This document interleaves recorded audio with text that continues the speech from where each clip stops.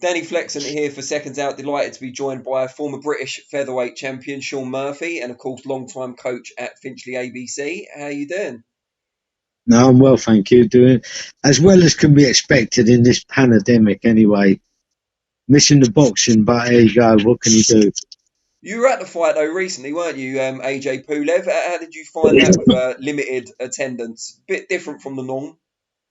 A lot different, yeah. I mean, it was like a bit having to do the track and trace to get in, and then having to get your drinks and food on your phone. It's a lot different. The crowd, it was the atmosphere was still there in the crowd, but like with lesser numbers, it didn't seem the same. Do you know what I mean?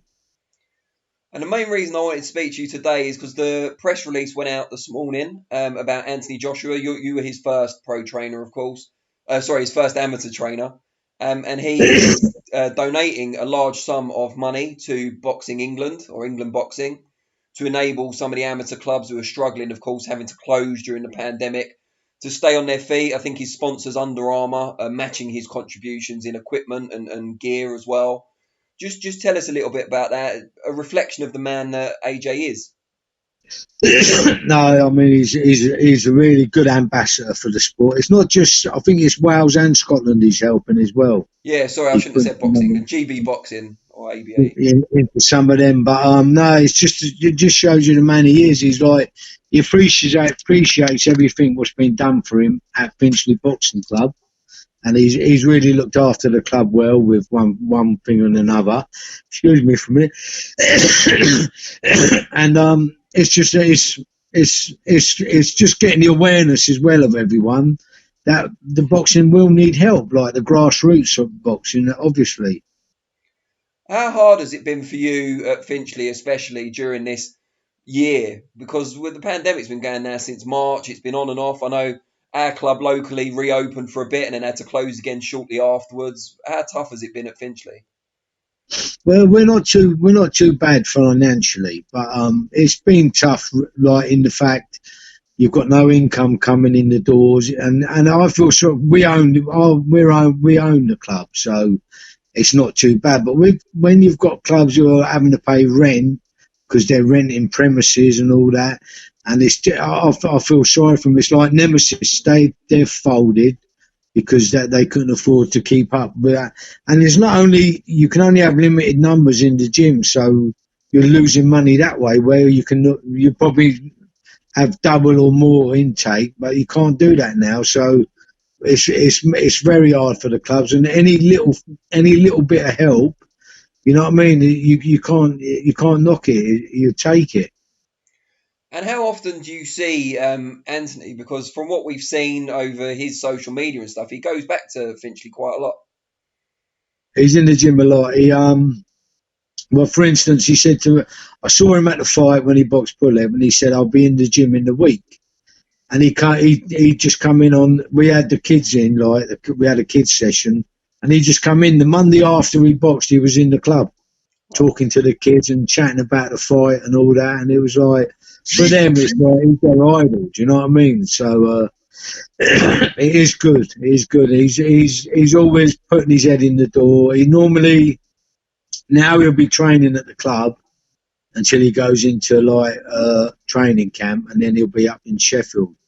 But he's normally most of the big fights, before all the big fights, he's been in the gym a month.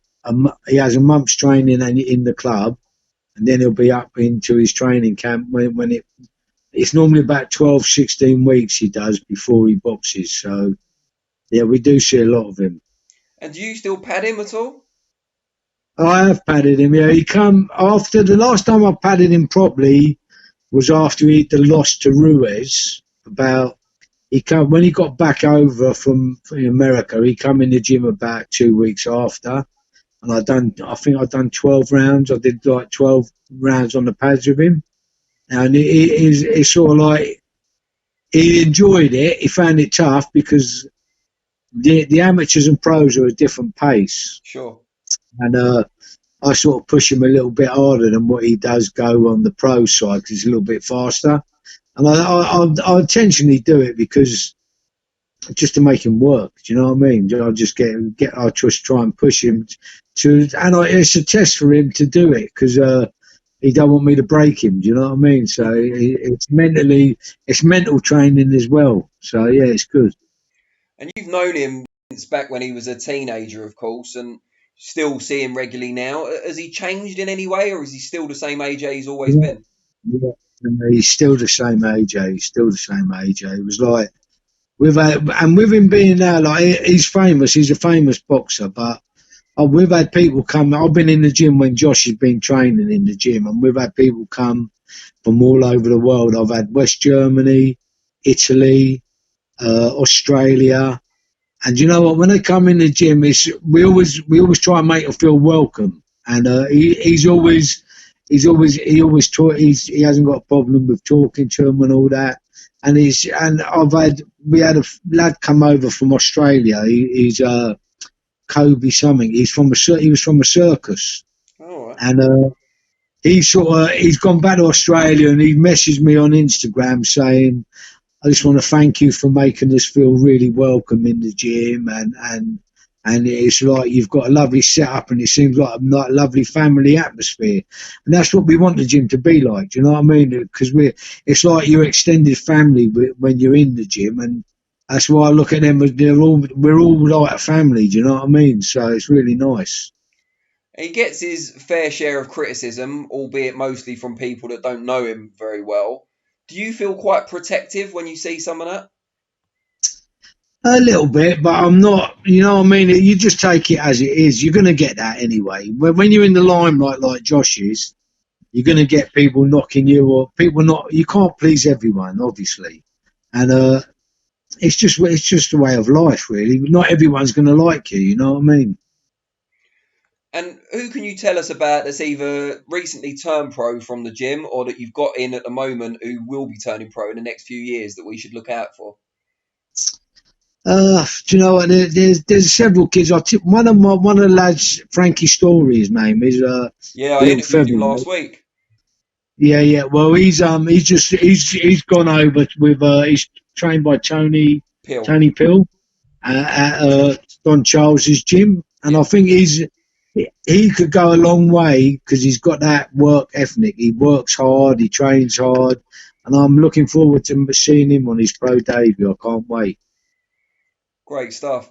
Well, Sean, really appreciate the time. I'm going to let you get back to the grandkids because I'm sure they'll be missing you. Oh yeah, yeah, But hopefully we can catch up again in the new year. yeah. No, definitely have a good Christmas and New Year, and hopefully I'll see you when we get through it all. Fingers crossed. Cheers, mate, and yeah, No have a good worries. one. Take care. Thank you. Take care, mate. Bye. Bye bye.